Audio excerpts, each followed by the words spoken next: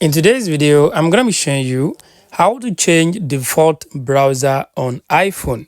To change your default browser on iPhone, it's very basic and very simple to do. And I'm going to be showing you that in less than 60 seconds.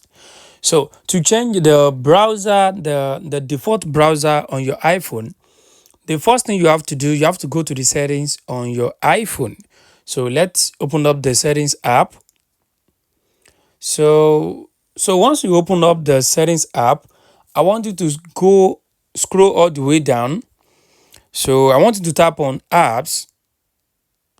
So once you tap on apps, it is now time to decide which app do you want to make the default browser.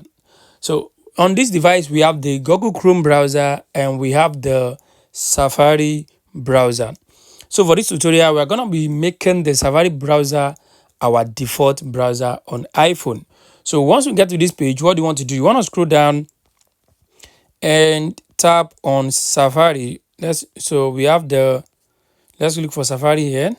So we have Safari here. So just tap on Safari. So once you tap on Safari, it will bring up this page for you. Once it brings this up for you, if you look closely, you are going to see where it says default browser app. So I want you to tap on that default browser app. So once you tap on the default browser app, as you can see, our default browser app is on Google Chrome. So to do this, to change this to Safari, we just tap on Safari and it will be changed. Our default browser will be changed to Safari successfully. So guys, this is how you can actually change the default browser on your iPhone. I hope this video helped you. Thanks for watching.